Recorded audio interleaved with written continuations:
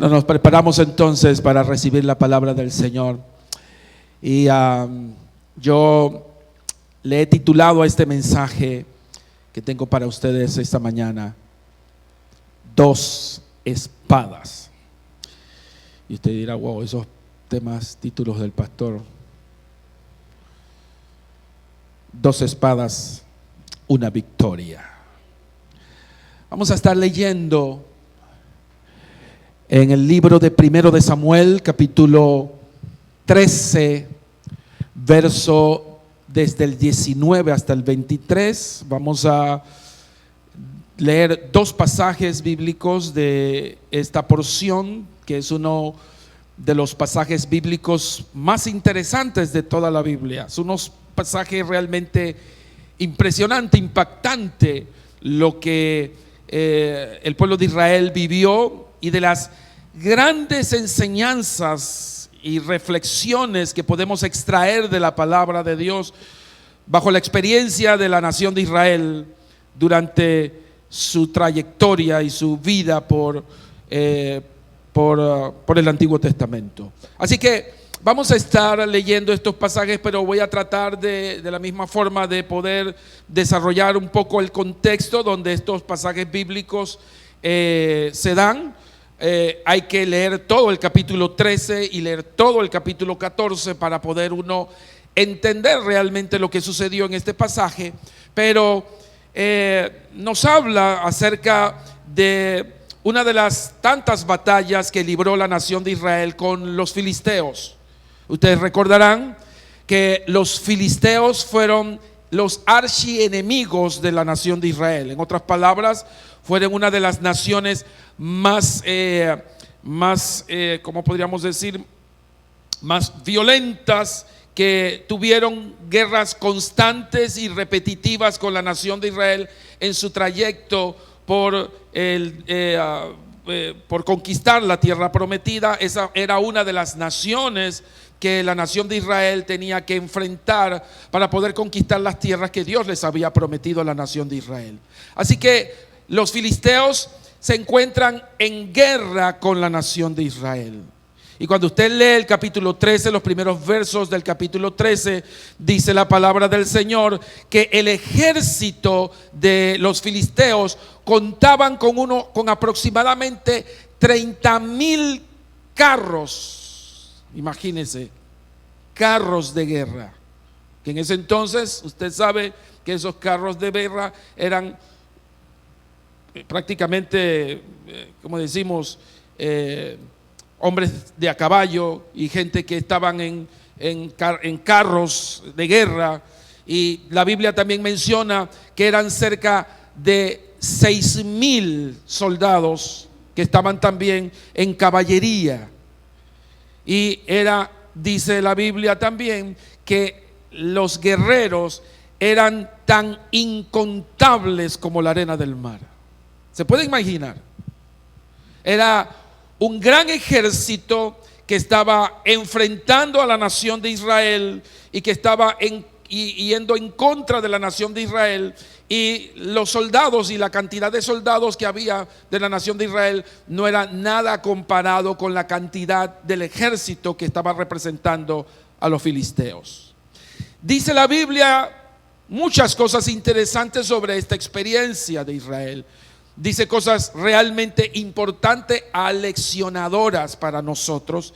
Y yo voy a utilizar de este pasaje bíblico, extraer de este pasaje bíblico algunas enseñanzas que yo quiero dejarles a ustedes en esta mañana, para que queden en el corazón y en la mente de ustedes y queden en nuestra iglesia como principios, como valores, como baluartes importantes que nosotros necesitamos aprender sobre la vida.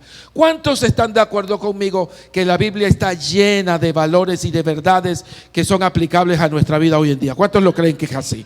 Por supuesto que sí. Entonces vamos a leer este pasaje bíblico, habiendo detallado este breve y corto resumen de lo que fue esta experiencia. Nos vamos entonces al versículo 19, porque estos son los versículos para mí claves que yo quiero en esta mañana poder que usted pueda marcar en su Biblia y que podamos analizar allí para poder, vuelvo y repito, extraer las enseñanzas que Dios quiere para nosotros hoy. Atención lo que dice el verso 19.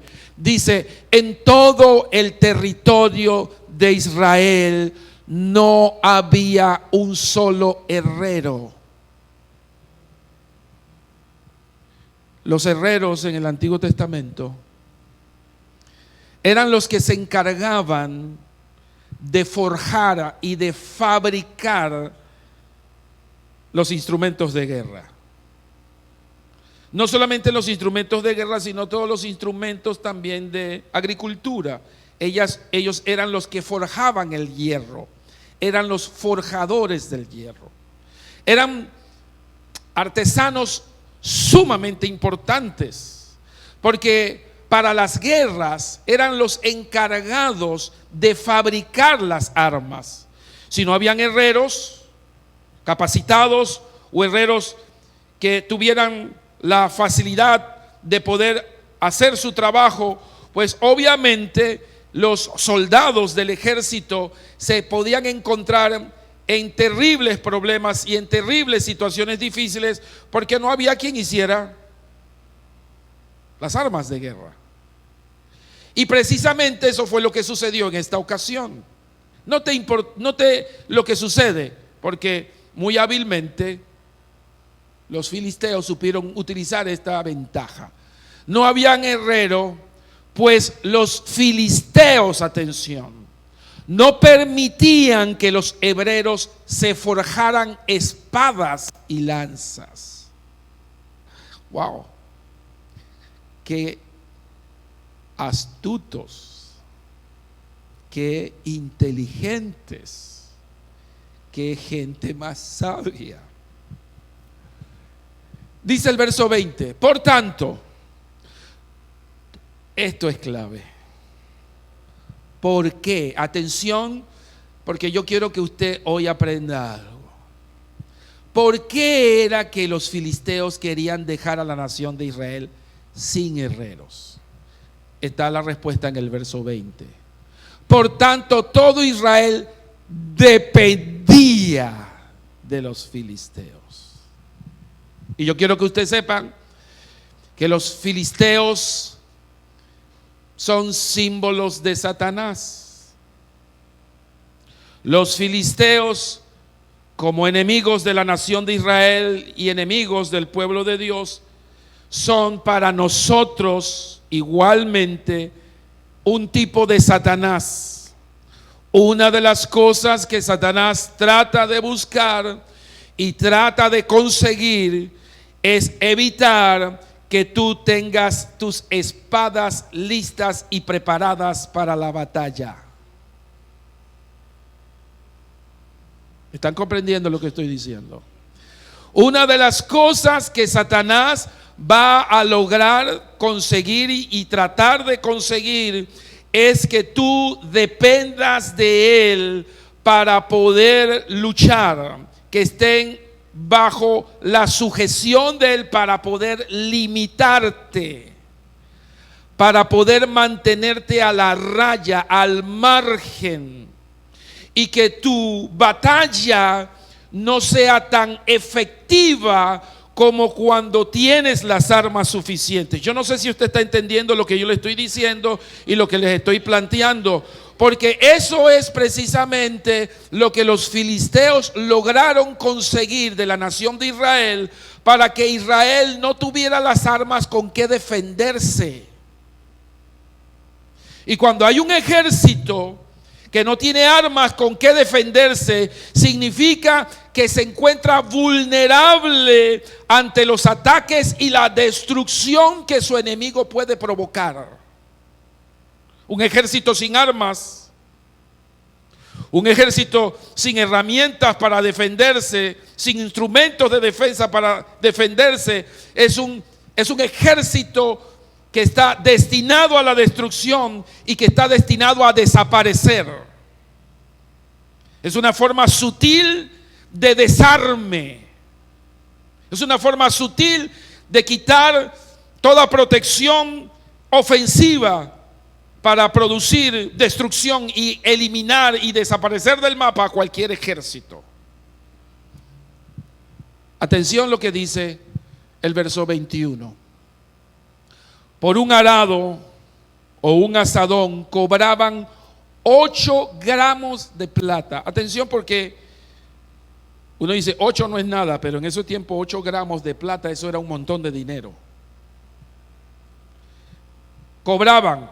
Había un herrero que era de los filisteos. Pero cuando los soldados venían para que el herrero de los filisteos le confeccionara las armas, el herrero de los filisteos le cobraba 8 gramos de plata, la cual para los israelitas, los hebreos, era imposible pagar.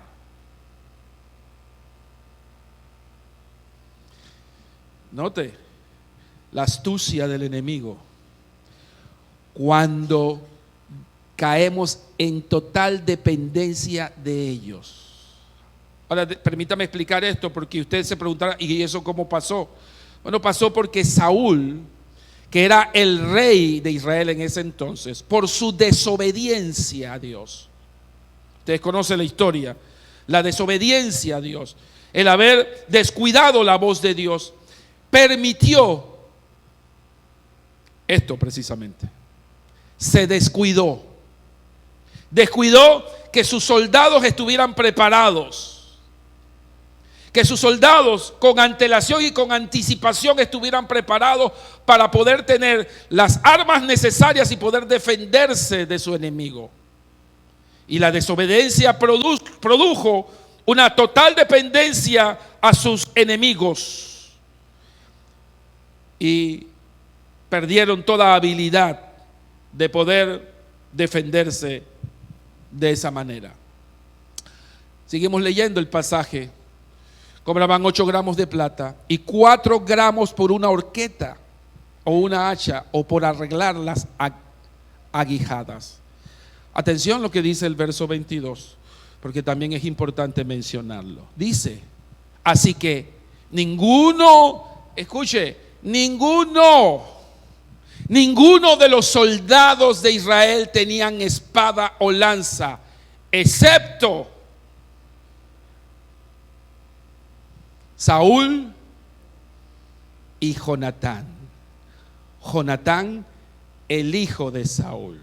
En otras palabras, los únicos que tenían espada eran Saúl y Jonatán.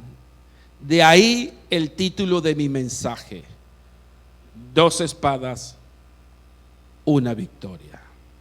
Déjeme leer el siguiente pasaje que quiero leerles en el capítulo 14, verso 1. Dice: cierto día, Jonatán, hijo de Saúl, sin decirle nada a su padre, le ordenó a su escudero: ven acá, vamos a cruzar al otro lado. Escúcheme, ¿por qué Jonatán hace esto? Bueno, la respuesta la vamos a encontrar ahí en el mismo verso que estamos leyendo. Dice el versículo 2: y es que Saúl estaba en las afueras de Gibea bajo un granado de migrón. ¿Qué es un granado de migrón? Es un árbol. Dice la Biblia que lo que hizo Saúl cuando se encontró con ese gran ejército que era como la arena del mar y se pudo dar cuenta que su ejército no tenía armas, lo que hizo fue que agarró a 600 soldados, que fueron los únicos que se quedaron, porque los otros soldados, al darse cuenta que no tenían armas y al darse cuenta que había un gran ejército que venía tras ellos y se habían quedado sin armas, lo que hicieron fue que regresaron a sus casas y se escondieron. Se escondieron en las cuevas, se escondieron en las ciudades. Y díganme, ¿qué hubiese hecho usted? Pues yo hubiera hecho lo mismo. Si yo me doy cuenta que yo no tengo armas para pelear y yo de repente me encuentro que me voy a encontrar con un ejército de 30,000, 40,000, 50,000, díganme, ¿qué voy a hacer allí? Patita, ¿para qué te quiero? esto no es conmigo. Y cuando Saúl se dio cuenta de esto, lo que hizo Saúl fue que se sentó bajo ese árbol con los únicos 600 soldados que le seguían. Y se sentó allí a llorar. Se sentó ahí a lamentarse. Se sentó allí sin ningún propósito, sin nada creativo que hacer. Y dice la palabra del Señor, habían con él unos 600 hombres. El ephod lo llevaba Ahías, hijo de Ahitob, que era hermano de Icabob, el hijo de Finés y nieto de Elí, y sacerdote del Señor en Siloé. Por eso dice la Biblia que Jonatán, hijo de Saúl, sin decirle nada a su padre, porque Saúl estaba en otra sintonía. Escuche esto, porque esto es importante. Los dos tenían una espada.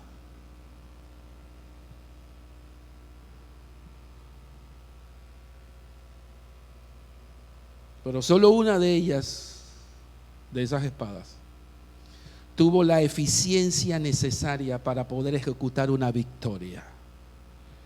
Cuando usted lee el capítulo 14, que yo le aconsejo que lo pueda leer después con calma, usted se va a dar cuenta que Jonatán salió de allí con una disposición y una dirección diferente a lo que el rey Saúl pensaba. La Biblia dice que Jonatán salió con su escudero y se fue hacia el lado donde estaban los destacamentos de sus enemigos. Y con una sola espada, bajo la dirección del poder de Dios y bajo el control del poder de Dios, dice la palabra del Señor que Jonatán destruyó a todos sus enemigos. Con una sola espada.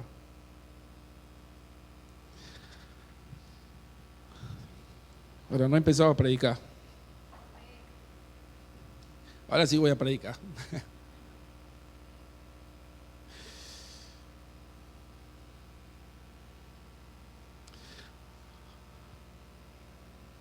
Ahora la palabra dice, como les mencioné, que solamente quedaban dos espadas. Unas dos espadas en Israel. Todas las otras espadas estaban inhabilitadas porque habían perdido su filo. Uno. Y dos, porque no se habían hecho más espadas suficientes como para dotar a todo el ejército de Israel. Por tal razón su enemigo, los filisteos, los habían inhabilitados para poder luchar. Y por tal razón ya había una sentencia de condena para Israel. Ahora, escúchame porque esto es interesante. Esto es algo que para mí marca un aspecto trascendental en la vida de nosotros.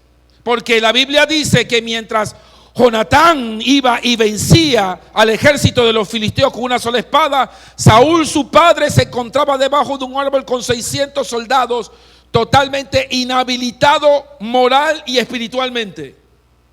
Porque quiero decirles algo, para que tú hayas perdido una guerra de forma natural, primero tienes que perderla de forma emocional y espiritual. Tiene que haber una derrota emocional, una derrota espiritual, para que como consecuencia de eso tú pierdas la guerra y la batalla. Eso fue lo que le pasó a Saúl. Saúl había perdido la batalla emocionalmente y espiritualmente. Por eso dice la Biblia que se menciona que él estaba debajo de un árbol, totalmente acabado moralmente. Ahora, ¿por qué yo quiero mencionar esto? Porque para mí es importante que tú puedas entender que estas dos posiciones, tanto la de Saúl como la de su hijo Jonatán, me hablan de dos tipos de personas. Me hablan de dos clases de iglesia. Me hablan de dos clases de creyentes diferentes. Jonatán y Saúl. Dos grupos de personas diferentes, dos tipos de iglesias diferentes, dos tipos de creyentes. Ambos tenían la misma espada, pero uno solo de ellos sabe cómo usarla. Voy a volver a repetir esto. Ambos tenían la misma espada, pero no los dos tenían la misma capacidad de saber usarla. Uno se quedó con la espada enchufada y otro tuvo el coraje y el valor y la dirección de Dios para utilizar lo único que tenía en su mano para poder conquistar al enemigo. Para ello, obviamente, se requiere una alta capacidad, no solamente de valor y valentía, sino de discernimiento y dirección del Espíritu Santo de Dios, para saber que no es con espada ni con ejército que el Señor vence a los enemigos, sino con el poder del Santo Espíritu de Dios. Yo quiero que tú sepas algo, mi hermano, que nosotros podemos no estar dotados de suficientes armas, pero lo que Dios nos ha dado será suficiente para vencer a nuestro enemigo, si es Él quien nos dirige y si es Él quien va por delante de nosotros. Ahora quiero que veamos algo importante, porque ¿qué es lo que representa y significa una espada? Hombre, sabemos que una espada es importante. Las espadas son herramientas para la defensa de las batallas y las guerras. Sin espada no tenemos cómo defendernos, no tenemos la herramienta ofensiva para atacar, para destruir al enemigo. Y nosotros tenemos una arma poderosa. Nosotros, los creyentes, los hijos de Dios, Dios nos ha dotado de una arma poderosa, de una espada que se conoce como la palabra de Dios. Ahora, escúcheme, porque esto es muy importante también. Y es saber y entender los tiempos y las temporadas en las que estamos viviendo. Estamos viviendo en una era complicadísima, una era de la historia realmente complicada, realmente difícil, con muchos creyentes hoy en día, con creyentes, con cristianos que tienen aptitudes totalmente equivocadas, que no están muy claros de su llamado y su responsabilidad con la obra de Dios. Esta es esa era. Estamos en una era donde los creyentes y los cristianos están viviendo una vida trivial, una vida sin realmente fundamentos y principios sólidos. No eran como en mis tiempos, y ustedes perdonen, porque en mis tiempos eran diferentes. Mis tiempos nos hacían comer Biblia. Déjeme decir algo, porque esto lo puedo yo recordar muy bien. Nos obligaban los maestros a lo que se conocía esto como, ¿cómo se llama esto? Esgrimas bíblicos. Los esgrimas bíblicos eran competencias entre jóvenes, entre muchachos. Hombre, yo voy a inventar un esgrima bíblico en estos tiempos. Los esgrimas bíblicos hacían que nos aprendiéramos los libros de la Biblia por completo, de versículo por versículo. Por eso yo tengo memoria de muchos versículos bíblicos, porque cuando yo estaba en mi juventud, en mi adolescencia y mi juventud, eran los que nos metían en la cabeza, nos metían Biblia. Apréndetela. Hombre, ¿yo para qué me voy a aprender eso? Apréndetela, porque la vas a necesitar. Y me aprendía la palabra de Dios, me aprendía capítulos, y competíamos entre los jóvenes, donde habían líderes que nos hacían preguntas sobre lo que habíamos estudiado. ¿Sabes qué? Eso es lo que se ha perdido hoy en día. La gente no conoce Biblia, la gente no lee Biblia, la gente lo que está esperando es escuchar la palabra de un profeta que le diga lo que tiene que hacer. Pero los que estábamos en los tiempos de antes, sabíamos que había una palabra ya reveladora, una palabra que nos decía lo que ya teníamos que hacer, y por tal razón estábamos preparados para poder, contrarrestar a nuestro enemigo, porque hablábamos palabra y le decíamos a Satanás y a los demonios, como Jesucristo le dijo a Satanás: escrito está, no solo de pan vivirá el hombre, sino de toda palabra que sale de la boca de Dios. Cuando tú empiezas a hablarle a Satanás y a los demonios palabra, No una palabra profética que dijo otro, sino la palabra que tú aprendiste, la palabra que tú leíste. Tú podrás defenderte frente a Satanás y Satanás te va a respetar y te va a oír y va a decir: este sabe lo que está diciendo, este tiene poder de Dios y este tiene unción del Espíritu de Dios.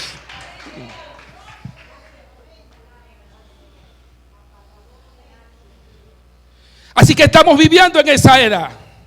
Estamos viviendo en una era donde la gente no conoce palabra, donde la gente no sabe utilizar la espada, no sabe cómo enfrentarla porque no la conoce, no la leen, no la estudian, no la revisan, abren el YouTube y dicen: bueno, voy a escuchar palabra hoy, pero no sabe que lo que está escuchando es mentira y engaño de Satanás, porque hoy en día Satanás está metido en las redes sociales y lo que está escuchando es pura falsedad. Estamos en la época de la falsedad. Estamos en la época de la apostasía y del engaño. Eso es lo que Pablo le dijo, lo que dijo a la iglesia. ¿Saben? En los postreros días habrán hombres engañadores y amadores de sí mismos. Hombres que estarán vestidos de una aparente piedad, pero realmente no son los que son. ¿Sabes? Y como no tienes la palabra en tu corazón, no puedes discernir lo verdadero de lo falso. Por tal razón, la inspiración para ti en esta mañana es que tú te tienes que llenar de la palabra. Tú te tienes que llenar de la palabra para que puedas desenfundar la espada y poder atacar al enemigo como debes hacerlo. Dios nos ha entregado su palabra para poder enfrentar al enemigo Satanás. Y no solamente a Satanás, sino también para confrontar el mundo, el sistema de este mundo y la oposición que se ha levantado contra la iglesia de Jesucristo. Atención, porque yo quiero que usted sepa que no solamente son tus tentaciones, no son las tentaciones que Satanás pone contra ti. Eso no es suficiente para Satanás, sino que él ha implantado un sistema para engañarte, seducirte y mantenerte a ti contra la pared. Escúchame, eso es lo que estamos viviendo. Estamos viviendo la famosa identidad de géneros, donde hay creyentes, escúchame, oiga,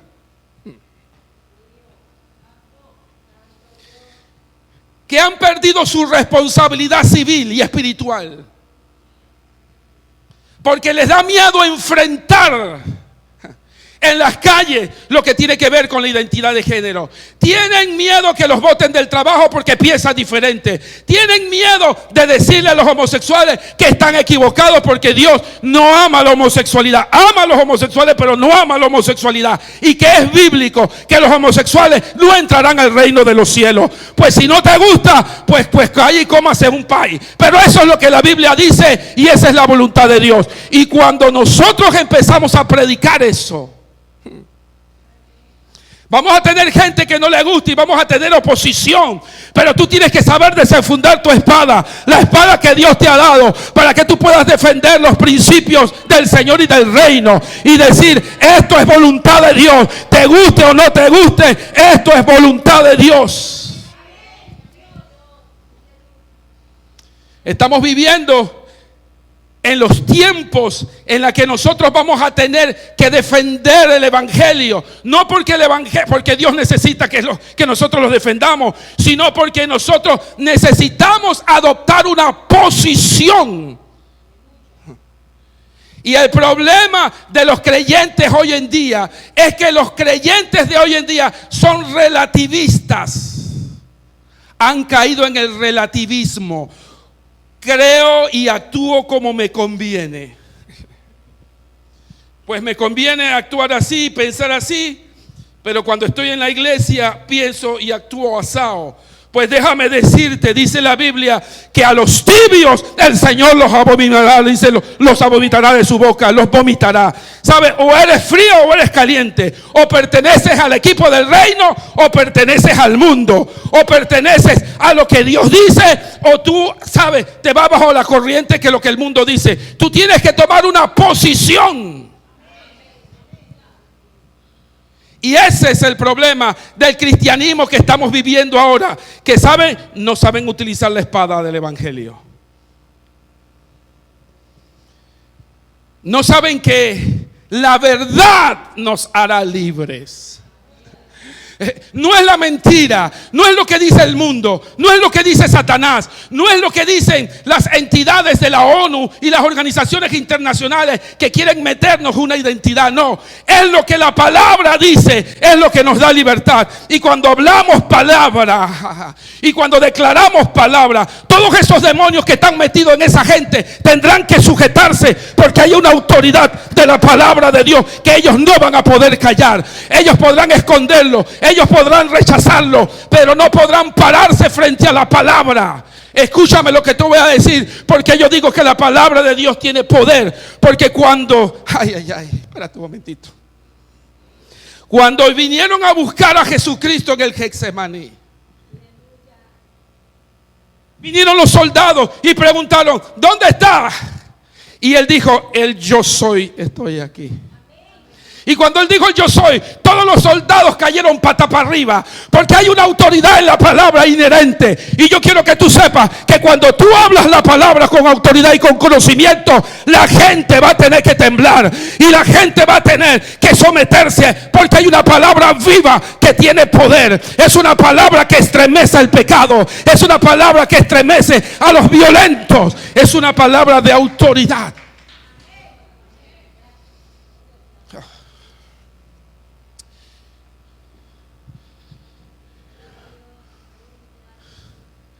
Ese es el tiempo en el que estamos viviendo. Y el Dios de nosotros, escúchame, el Cristo de nosotros es un Cristo violento con eso.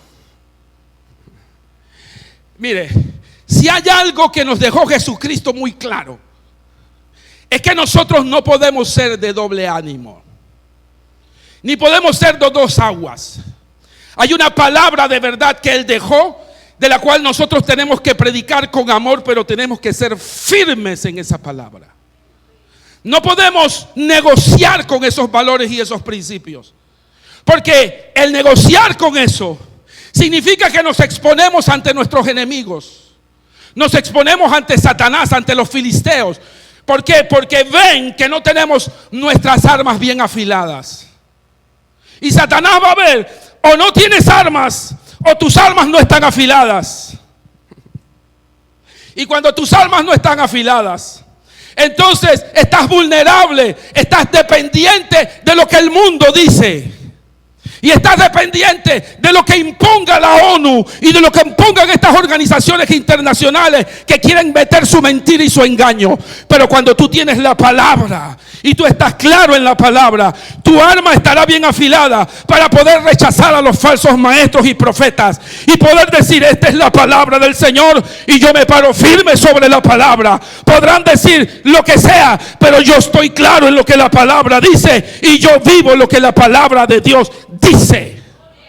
Y eso lo tendremos que defender a capa y a espada, y tendremos que denunciar al mentiroso y al engaño. Ahora, si tú me dices: bueno, pastor, pero es que usted está hablando muy fuerte, está hablando muy valiente, pues déjame decirte lo que dijo Jesucristo.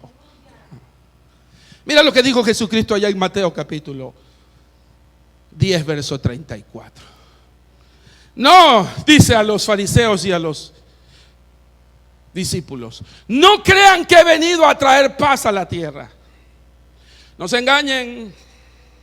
No vine a traer paz, sino, dígalo conmigo, no he venido a traer paz, sino espada. ¿Sabe qué es lo que Jesús está diciendo? Yo no he venido aquí a tú sabes qué, a negociar con el diablo, ni a negociar aquí con las instituciones gubernamentales sobre principios, valores. Aquí yo no vine para sentarme y a llegar a acuerdos. No. Yo vine aquí para presentar espada. Esta es mi voluntad, porque el Dios de este universo soy yo, dice Él. Y aquí mando yo. Este es el universo de Él y esta es la tierra de Él. Y aquí hay una palabra palabra que ya fue declarada por el Padre desde el principio. Y hay un orden a la que los seres humanos tendrán que sujetarse. Y ese orden es la palabra que fue proclamada por el Padre. Esa palabra tiene valor y esa palabra tiene autoridad. Y cuando nos sujetamos a esa palabra, entonces podremos estar en sintonía con el Padre. Lejos de esa palabra estaremos fuera de la voluntad de Dios.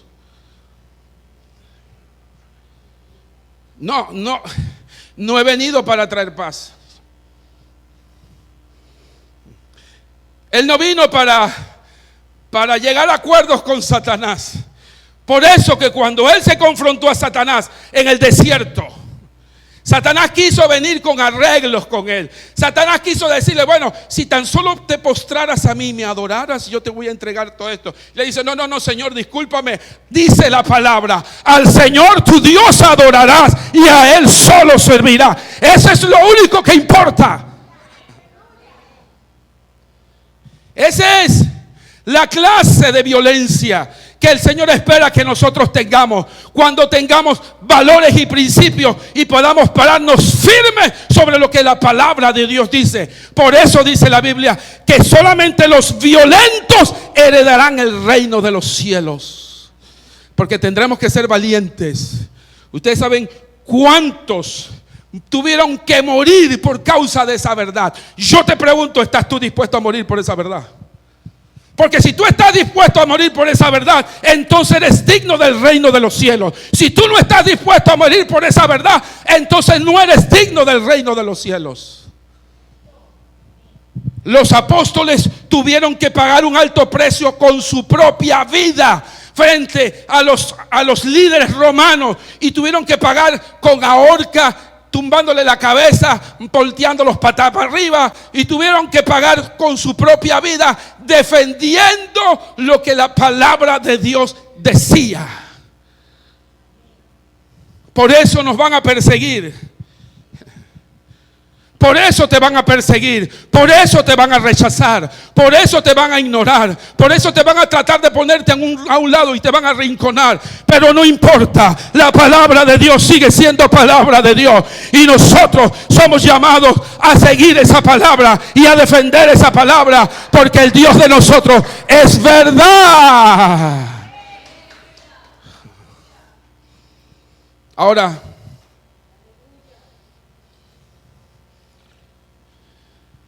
Él vino al mundo para darle guerra a Satanás. Para eso Él vino. Porque Satanás es el príncipe de este mundo. Él vino para enfrentarlo. Él no vino para hacer pacto de paz con él, ni mucho menos con el mundo, ni transar tampoco con los falsos maestros, no. Él vino con la palabra y la supo usar. La supo usar. La supo usar con los fariseos. Cuando le dijo a los fariseos, hipócritas, ustedes son nada más que unos religiosos.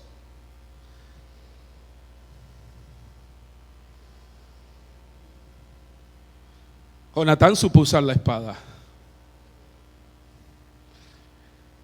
Se le dio esa espada. Y no se sentó en el Sinar, ni se sentó bajo ese árbol, porque se llenó de miedo, porque se llenó de cobardía. No, se levantó y dijo, esta es la espada, es la única que hay. Pues es la espada que Dios va a usar. Porque si Dios la puso es porque Él puede usar esta espada para derrotar a esos enemigos. Y yo quiero que tú sepas, puede ser que no tengamos muchas armas para nosotros enfrentar el mundo, pero tenemos la palabra de Dios que es suficiente. Esa palabra es suficiente para conquistar el mundo, para arrebatarle a Satanás las almas. El problema de Saúl fue totalmente lo contrario, como les mencioné. Lo que hizo su hijo Jonatán fue totalmente diferente. A Saúl lo que le sucedió fue que se aterrorizó de las circunstancias. Lo paralizaron las amenazas. Los compromisos pueden paralizarte. Esta iglesia, Dios los está llamando a compromiso. Mire, yo no lo voy a decir de otra manera, se lo tengo que decir de una. Esta iglesia, Dios está llamando a la gente a compromiso.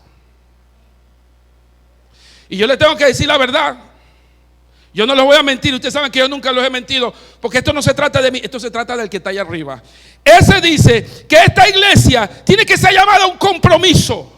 Esta iglesia no puede ser igual al resto de las iglesias, perdónenme. Y como dijo la pastora Joana, yo no es que quiero desvalorar y desministrar los otros ministerios, pero yo conozco esta. Y yo conozco lo que Dios ha dicho aquí. Y conozco lo que Dios quiere que hagamos aquí. Y eso es lo que a mí me toca predicar. Y yo tengo que predicar lo que el Señor me dice que predique. Le guste a quien no le guste. Y se sienta cómodo quien no se sienta. Pero Dios dice que esta iglesia no puede ser una iglesia cómoda, que se sienta en la silla sin hacer nada. Tiene que ser una iglesia comprometida. Una iglesia de acuerdo al Nuevo Testamento, donde Dios dijo: los llenaré de su Santo Espíritu para que salgan a predicar el Evangelio. Si tú no predicas el Evangelio, tú no eres del reino. Discúlpame, no te lo puedo decir de otra manera. Tienes que predicar el Evangelio, porque el Señor nos llamó a todos a eso.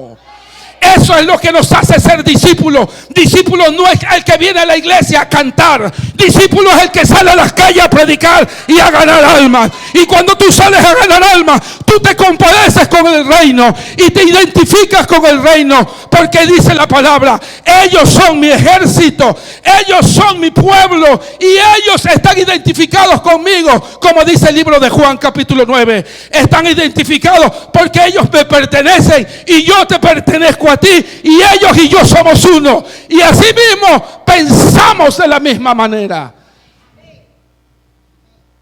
Para que tú y yo seamos discípulos de Cristo, tenemos que pensar como piensa Cristo. Porque dice Pablo: porque ahora tenemos la mente de Jesucristo. Y no puede ser una mente que no le preocupe la evangelización, que no le preocupe las misiones, que no le preocupen los pobres, que no le preocupe la gente que necesita. No puede ser así, señores. Gracias.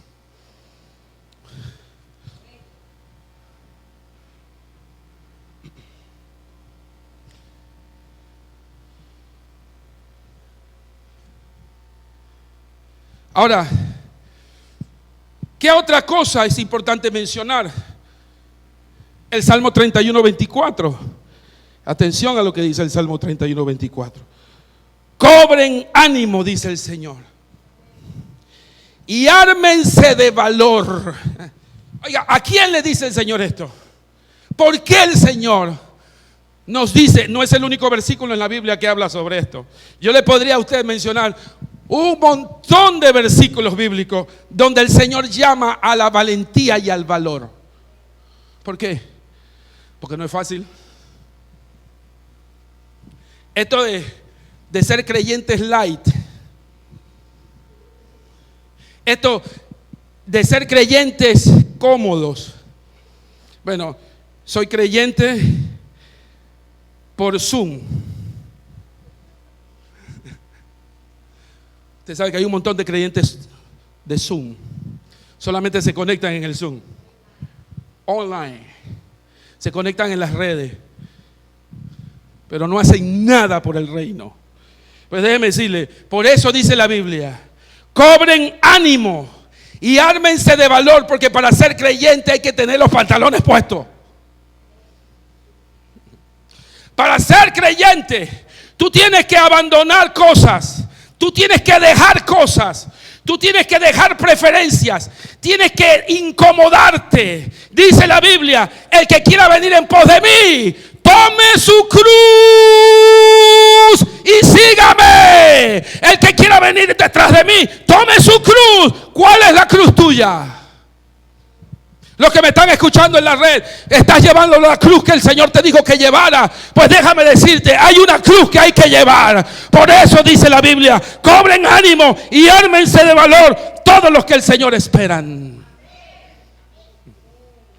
Y cada vez y cada mañana que yo me levanto, y cada vez que yo pienso en todo lo que hay que hacer, en todo lo que hay que organizar, en todo lo que hay que planificar para el reino, yo no tengo mente para más nada. Yo no tengo mentalidad para nada que para el reino de mi Dios. Y cuando yo me levanto en la mañana digo: Señor, aquí está tu soldado. Dime qué es lo que tú quieres que yo haga este día. Dime qué es lo que tú quieres que yo realice en este día. Y yo me preparo para escuchar la voz de Dios, porque yo pertenezco a un reino de los cielos que está funcionando y trabajando, y que cuando menos lo espera, ese reino va a venir por mí y me va a llevar y me va a levantar y me va a decir: buen siervo fiel, en lo poco has sido fiel, sobre mucho te pondré, entra en el gozo de tu Señor. Pero tú no vas a poder responder así si tú no eres un discípulo de Cristo. Tú no podrás hacerlo porque no tienes evidencia. Y te preguntarán en el cielo: bueno, ¿cuáles son tus certificaciones? Bueno, lo que pasa es que yo iba los viernes a la iglesia. Lo que pasa es que yo me conectaba por Zoom. Tú te conectabas por Zoom. Y por Facebook. Bueno, esos no son méritos en el reino. Quiero que sepa, esos no son méritos en el reino. Los méritos en el reino son los que salen a ser discípulos. Vayan y hagan discípulos. Ese fue el mandato del Señor. Ese fue la orden del Señor. Nunca nos dijo: conéctate en el Zoom. Ni nos dijo: ¿sabes qué? Métete, ¿sabes? No. Vayan y hagan discípulos. ¿Cuántos discípulos tienes tú? Usted perdone que yo lo confronte, pero es que esa es la palabra. La palabra me confronta para que yo pueda entender cómo es que funciona el reino. El reino tiene una política, tiene un funcionamiento, tiene un orden, tiene frutos. El reino es para los valientes. Mire, por eso que en el cielo van a haber reconocimientos. En el cielo va a haber gente con más reconocimientos que otros. Y los reconocimientos no va a ser porque eres pastor, o porque eres apóstol, o porque eres profeta. No, los reconocimientos va a ser por cuántas almas tú has ganado, y cuánto trabajo discipulado hiciste, y cuáles fueron los frutos que tú diste para el reino, cuántos ganaste para el reino. Ahí habrán en el cielo barrendero de las calles, los que van a barrer las calles de oro. Bueno, pero ¿y quiénes son esos? Los que no hicieron nada pero que fueron salvos.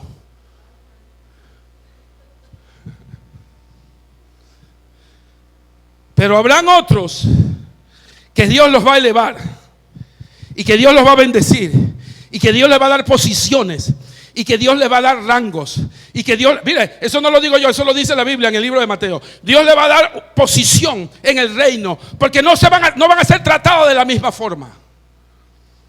Bueno, no me puedo extender porque me salgo del tema, y ya yo aprendí homilética, así que no puedo pasar. Ya me estoy metiendo por otro lado. Lo segundo, ¿qué otra cosa representa la espada? La espada representa tu potencial. Representa la palabra, representa la verdad con la cual tú necesitas estar afilado. Pero también la espada puede representar tu potencial. Escúchame. Dios nunca nos va a mandar a hacer nada, absolutamente nada, con las manos vacías.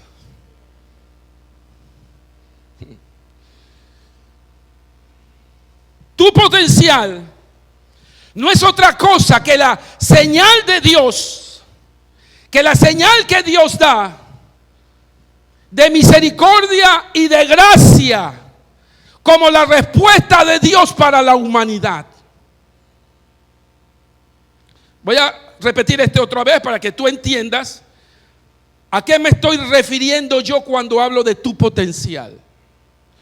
Tu potencial no es otra cosa que la misericordia de Dios, el amor de Dios, la gracia de Dios, que Dios demuestra para satisfacer las necesidades del mundo.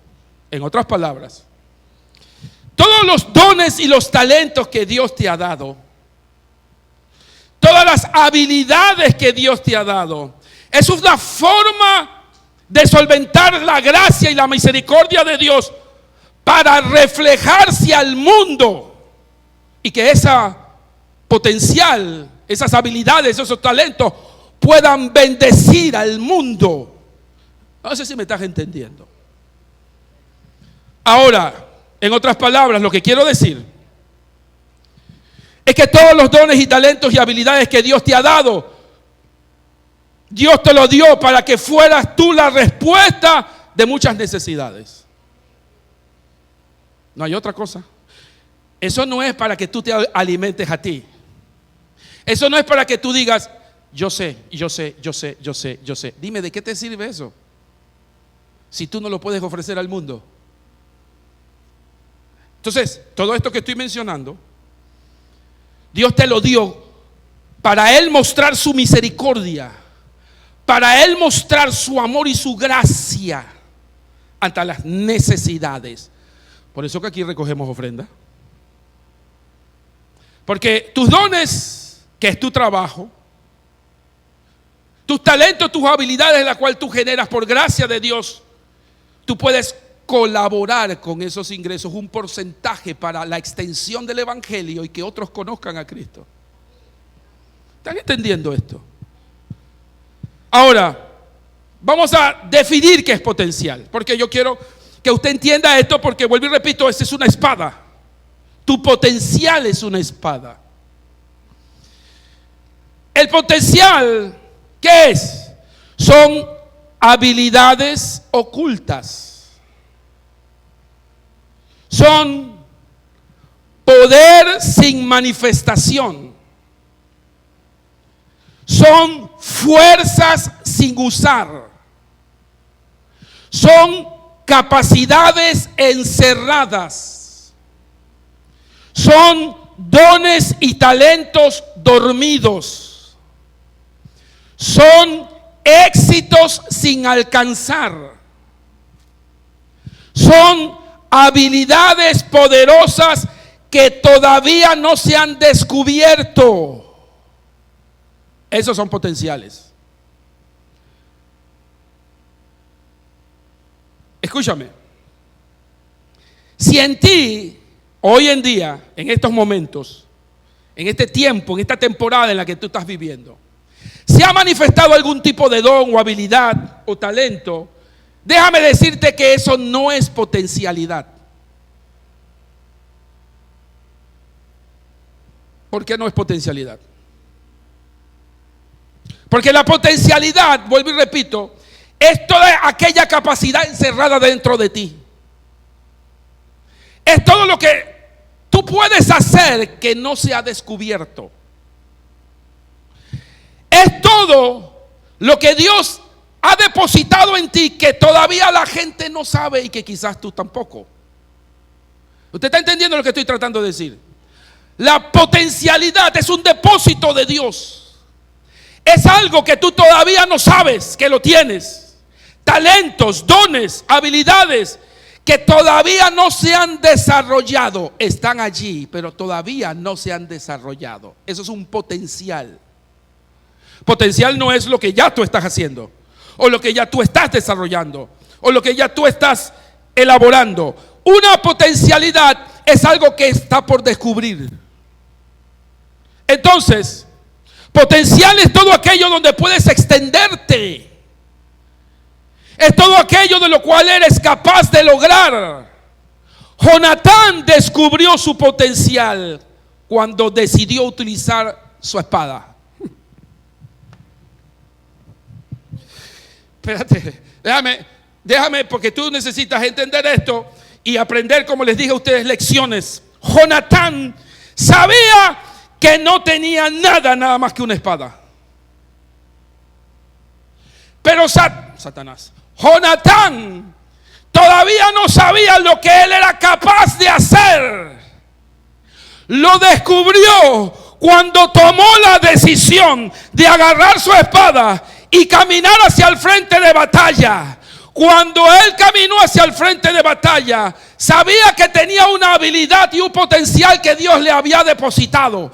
Y como lo pudo descubrir, entonces pudo agarrar ese potencial y sacarlo y decir, ¿sabes? Y le dijo al alguacil que estaba al lado de él, ¿sabes? Lo que el Señor diga, Él nos dará una señal. Y esa señal nosotros la seguiremos. Y si los soldados de nuestros enemigos responden sí a esa señal, entonces nosotros avanzaremos. ¿Sabe cómo se llama eso? Discernimiento de espíritu. Se llama sabiduría. Y Jonatán no sabía que él tenía esas habilidades. Él tuvo que tomar la decisión de decir, ¿sabe? Voy a tomar la espada del espíritu y yo voy a ir contra ese enemigo.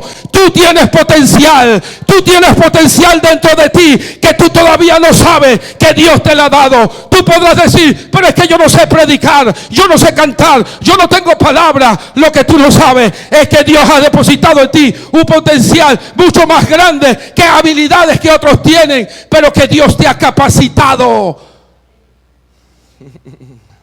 Dios te ha llenado de habilidades y de potencialidades. Lo único que tú tienes es que sacar tu espada y creerle a Dios. Decir, Señor, yo creo que tú me puedes usar. Yo creo que tú puedes desarrollar en mí habilidades y talentos escondidos para la gloria de tu nombre. Y cuando tú tomas la decisión, no de sentarte en el árbol como hizo Saúl, a llorar ahí, pobrecito yo que nadie me quiere. No, a ser valiente. Oiga, ¿ustedes creen que nosotros no somos valientes? Yo les voy a decir una cosa. Yo le he achacado a la capitán. Le dije, aquí está tu motete, capitán mayor. Y cualquiera me hubiera podido decir, no, pastor, esa es responsabilidad. No, esa responsabilidad no es conmigo. Aquí están los capitanes, que los capitanes hubieran podido decir, no me metan ese paquete, ¿sabes? No, pastor, eso es mucho. Mira, hermano, si hay algo que tiene esta iglesita, que hay gente con coraje. Y que aquí hay gente valiente. Y hay gente que se atreve a sacar la espada. Aquí no hay mucho, pero tenemos una espada. Con esa espada vamos adelante. Y con esa espada vamos a darle al diablo. Porque sabe que más poderoso es aquel que está con nosotros que aquel que en el mundo está. Así que no le tengas miedo a los compromisos, iglesia. No le tengas miedo a los desafíos. Él está con nosotros. Y Él va con nosotros. Aunque seamos pocos, somos muchos en Cristo Jesús. Aunque seamos 5, 6, 20, somos bastantes en Cristo Jesús.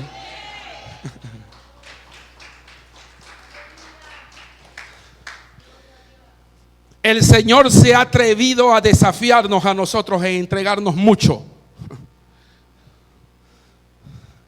Porque yo no sé si usted está entendiendo el tamaño de cosas que Dios nos está dando. Hace 10 años atrás, hoy estamos cumpliendo 10 años. Hace 10 años atrás, Dios probablemente no se atrevía a darnos muchas cosas. Porque no sabíamos usar esa espada. Hoy el Señor se atreve y dice, ya ustedes han madurado, han crecido, han llegado los últimos 10 años, ahora están en una etapa de adolescencia y madurez. Ahora están listos para más. Agarren y saquen su espada, agarren y saquen su potencialidad, porque yo los he llenado de dones y talentos y habilidades que yo voy a usar. Yo los voy a usar, dice el Señor. Saca tu espada.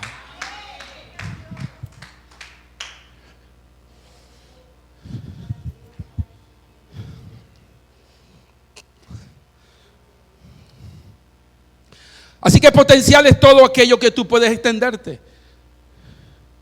Es todo aquello de lo cual tú eres capaz de lograr.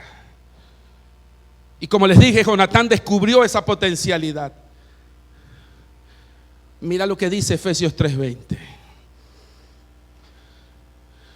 Y aquel, note que no depende de nosotros, depende de aquel. Y aquel que es poderoso. No dice, nosotros somos poderosos. No dice eso. No dice que nuestro potencial es poderoso. No. Dice, aquel que es poderoso para hacer todas las cosas mucho más abundantes de lo que pedimos y entendemos por la potencia que obra dentro de nosotros.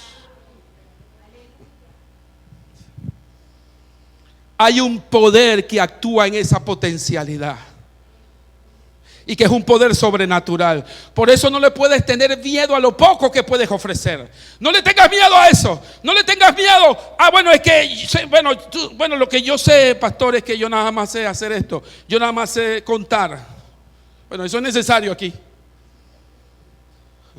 Bueno, pastor, es que bueno, yo no sé predicar, yo no tengo homilética, no tengo teología. Bueno, a mí no me interesa eso. A Dios tampoco le interesa eso. A Dios le interesa que el potencial que Él ha puesto en ti lo puedas usar como un arma. Y déjalo a Él operar en poder, en eso que Dios te ha dado. Porque eso no es lo que va a hacer que las cosas funcionen. Va a ser su poder actuando a través de tu potencialidad lo que hará que las cosas funcionen. Yo no sé si tú estás entendiendo lo que te estoy explicando. Ahora, déjame finalizar esto con este último punto porque no quiero abusar del tiempo. Escucha, porque este es otro de los aspectos que Dios quiere enseñarnos en esta tarde. Esto es muy importante que nosotros necesitamos aprender, iglesia. Escúchenme. Y es que nosotros no podemos quedarnos sin herreros.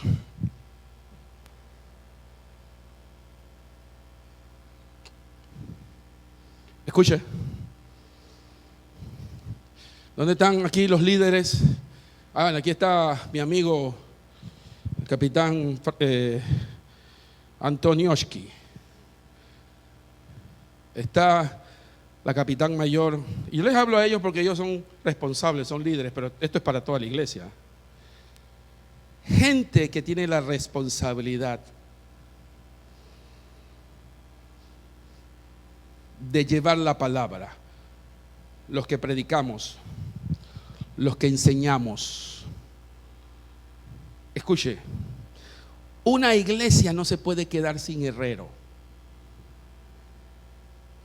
Porque si una iglesia se queda sin herrero, que es aquel que tiene la capacidad, la habilidad de forjar, escúchame, herramientas de guerra, lo que vamos a hacer es que nos vamos a quedar como le pasó a Israel, sin armas.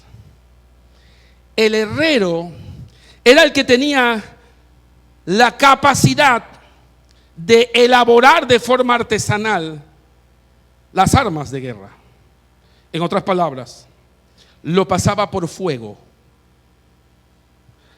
Agarraba el hierro y empezaba a plan, plan, plan.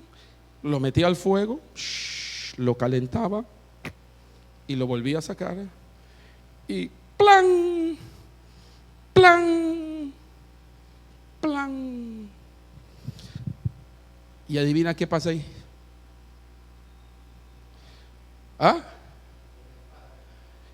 Forjar una espada significa proceso, y forjar una espada significa dolor. El que forja es el que da formación, el que instruye, el que capacita, el que entrena. Si una iglesia se queda sin un pastor que predique la sana doctrina y que predique la palabra correcta, sana y aprobada por Dios, es una iglesia que no va a tener defensa. Una iglesia que no tiene un maestro que enseñe la palabra de Dios, que forme, que eduque, va a ser una iglesia sin fundamentos, sin crecimiento. Va a ser una iglesia emocional, no va a ser una iglesia fundamentada en la palabra. Por eso no se puede quedar sin forjadores, porque los forjadores son los que le dan cimiento a una iglesia. Miren, déjeme explicar esto. A veces mi papel como pastor no es muy popular, el mío aquí en esta iglesia.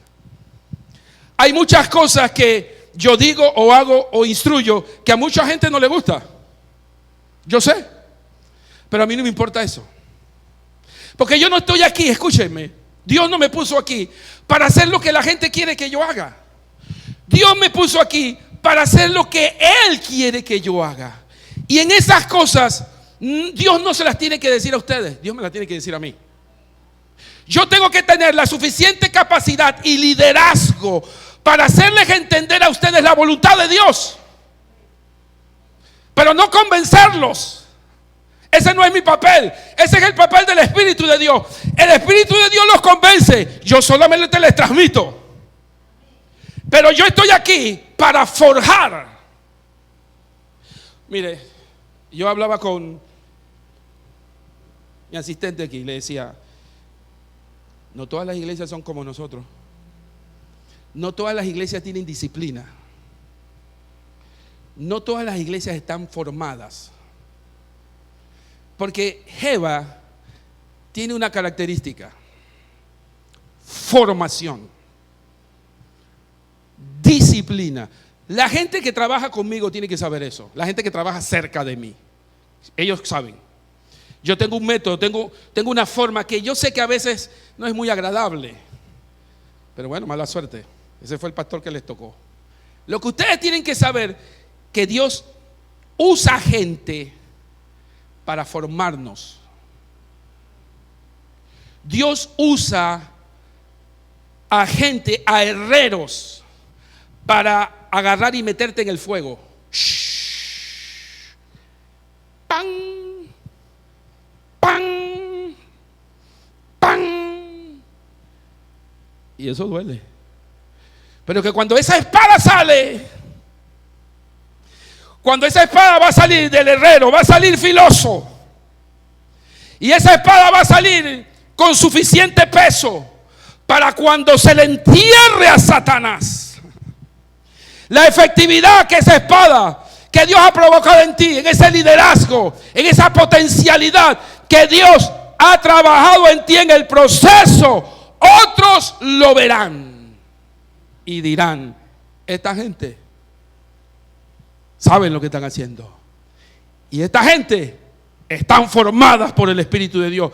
Mire, escúcheme lo que le voy a decir. No ha habido éxito en ninguna parte de la Biblia donde no haya disciplina, donde no haya habido orden, porque el Dios de nosotros es un Dios de orden. Yo utilizo esto siempre como ejemplo, y esto se los voy a dar para que ustedes lo puedan entender. Cuando la nación de Israel salió de Egipto, era una nación de Israel indisciplinados, sin orden. Ellos no sabían lo que era obediencia. Ellos no sabían nada de eso.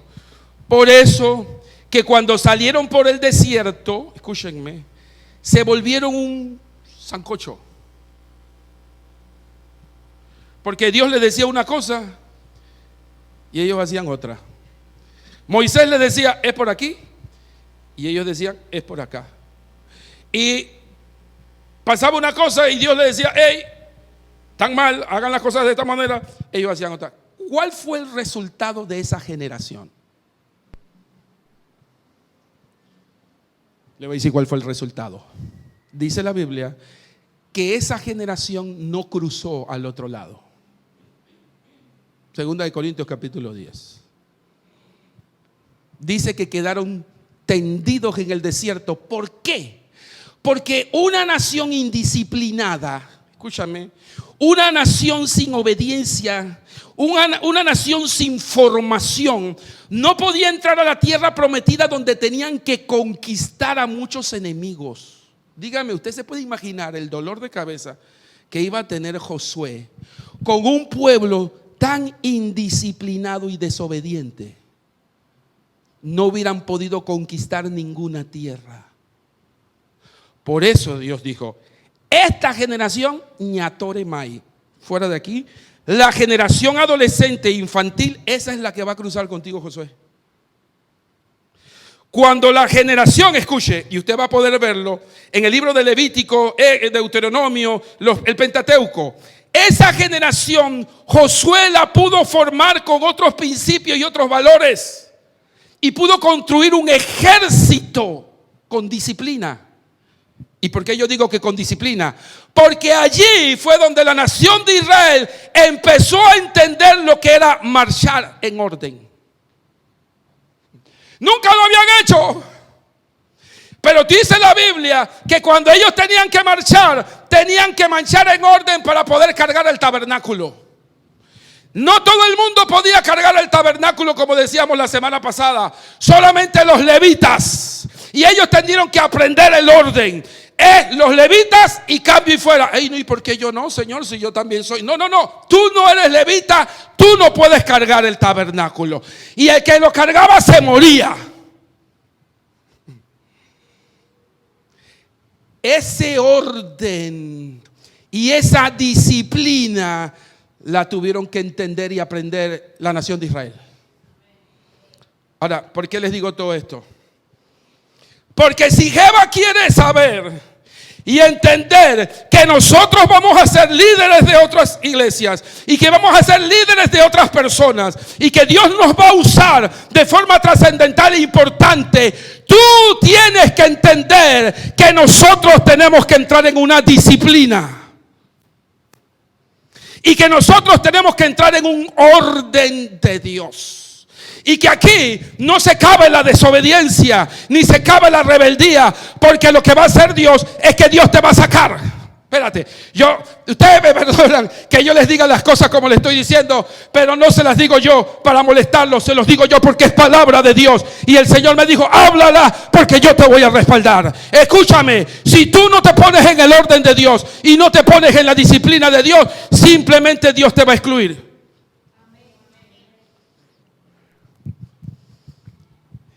Porque esta iglesia va a entrar en ese proceso. Yo estoy aprendiendo cosas del Señor. Dios me está enseñando cosas.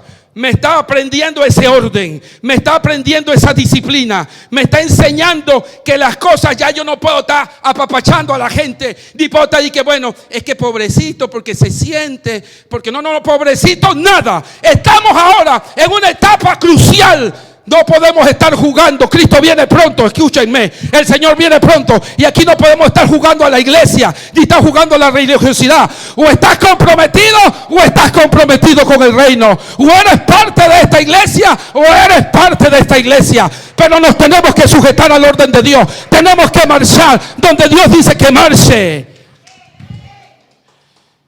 Y a mí me va a tocar tener que tocar llagas muchas veces. Y tener que decir a la gente: bueno, mira, discúlpame, este es el orden de Dios. Es así como Dios lo quiere. Esto no se trata de mí, esto se trata de Dios. Habla tú con Dios y arregla tu problema con Dios. Pero si quieres servir, porque se lo digo a todos los servidores, o sirves bien o sirves bien. O si no sirves, pues no sirves. Se sienta, escucha la palabra. Amén, Dios le bendiga. Pero si quieres servir, hay un orden. Esto no es, bueno, cuando yo quiero, cuando a mí me da la gana, cuando yo tengo tiempo. Cuando yo tengo tiempo no. O te mandas en el orden de Dios, o sencillamente Dios pone a otro. Es que esto, mira, nadie es imprescindible en la obra de Dios, ni siquiera yo. Dice la Biblia que si Él tiene que poner las piedras que hablen, Él la va a poner que hable. Pero tú y yo necesitamos entender que si queremos servir a Dios, lo tenemos que hacer bien. Y lo tenemos que glorificar a Él, porque a Él es que hay que glorificar. ¿Cuántos están de acuerdo conmigo? ¿Cuántos están de acuerdo que nosotros tenemos un coronel mayor sobre todo, al general sobre generales, que es Cristo Jesús? Cuando el Señor se le presentó a Josué, dice Josué que estaba él uniformado de soldado. Él era el gran general. Y que cuando él se encontró al ángel y le dijo: ¿quién eres tú? Yo te conozco. El Señor le dijo, yo soy el comandante de los ejércitos del Dios viviente. Sépalo que nosotros tenemos un general, nosotros tenemos un comandante que sabe el orden y la disciplina y que sabe que aquí la gente que tiene que marchar en orden. ¿Te está entendiendo lo que estoy diciendo? Levanta tus manos ahí al cielo. Mira lo que dice el último versículo que quiero mencionar allí, si me lo pones, Rachel. Isaías capítulo 54, verso 16. Dice el Señor, mira, yo he creado al herrero. ¿Quién creó al herrero? ¿Quién creó a los pastores, a los líderes? ¿Quién? Yo, dice el Señor. Yo he creado al herrero que aviva las brasas del fuego y forja armas para sus propios fines. Así que no le tengas miedo a los procesos de Dios. Obedécele al Señor. Dile, Señor, estoy aquí para aprender. Estoy aquí para que me enseñes. Porque yo sé que lo mejor está por venir. ¿Cuántos saben que lo mejor está por venir? Que lo que Dios quiere para nosotros son cosas buenas y son cosas bendecidas. Lo que pasa es que muchas veces Él tiene que quitarnos algunas marrumancias. Porque esas marrumancias Él no puede y nos las tiene que quitar. Pero que Dios quiere cosas buenas para nosotros, para esta iglesia. Él las quiere. Y dice el texto, yo también he creado al destructor para que haga estragos. En otras palabras, hasta el destructor está bajo el control de Dios. Fíjese.